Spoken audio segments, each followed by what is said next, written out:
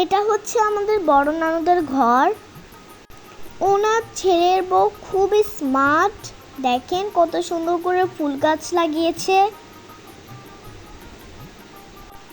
সাদা জবা আমার খুবই পছন্দের ফুল। ভাবলাম একটা ছিঁড়ে নিব, তারপর ভাবলাম আমাকে তো বেয়াদবও বলতে পারে, কারণ ফুল ছিঁড়া তো ভালো না। তারপর জানালার ওই পাশ থেকে কেউ একজন বলে উঠল, মেহেনুর তুমি একটা ছিঁড়ে নাও।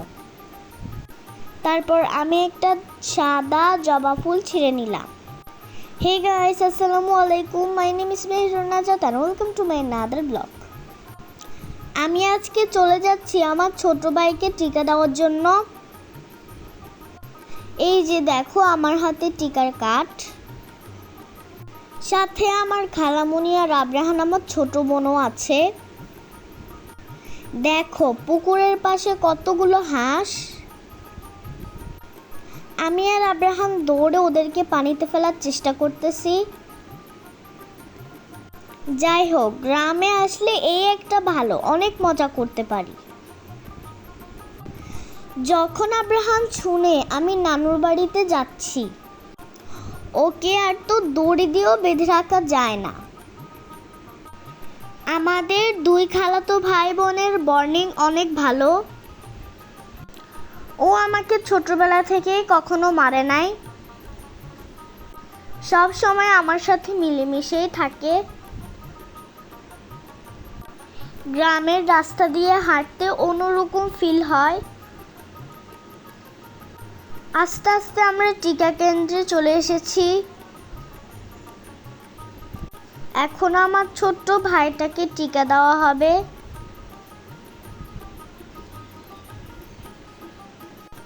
গ্রামে বেশিরভাগ স্কুলেই টিকা দেওয়া হয়। এইটা হচ্ছে একটা স্কুল।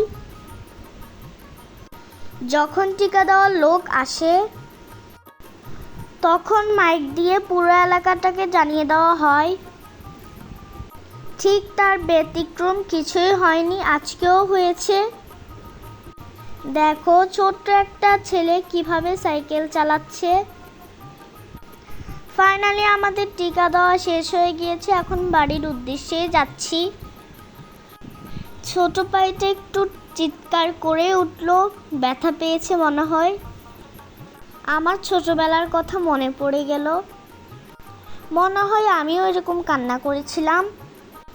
যাই হোক, রাস্তা দিয়ে হাঁটার পর দেখলাম আমার মায়ের পছন্দের শাক। তারপর একটু দেরি করে নিয়ে আমি সাথে সাথে নিয়ে ফেললাম। এগুলোর নাম হচ্ছে ঢেঁকির শাক। জানি না কার এলাকায় কি বলে, আমাদের এলাকায় এটাই বলে।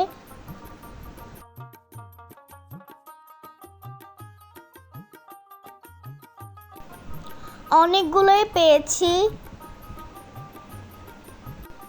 এখন আমি এগুলো বাড়িতে গিয়ে রান্না করব। বড় বড় দুটো চিন্দাও হয়েছে। এগুলোকে নোয়াখালী ভাষায় এটাই বলে, আমার আর জানা নাই। পাশে একটা দোলনা ছিল, একটু ঢোল খেয়ে নিচ্ছি। এটা অন্য কারণ না, এটা হচ্ছে আমার নানুদের ঢোলনা।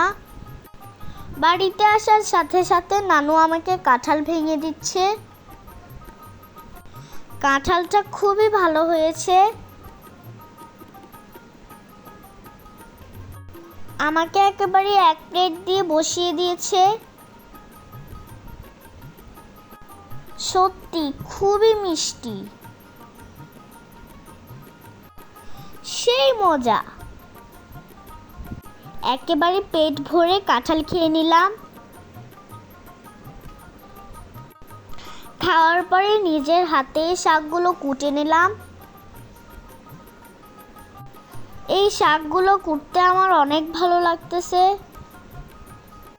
তোমাদেরকে তো আমি বলেছি বাড়ির কিছু টুকিটাকি কাজ আমি করতে পছন্দ করি।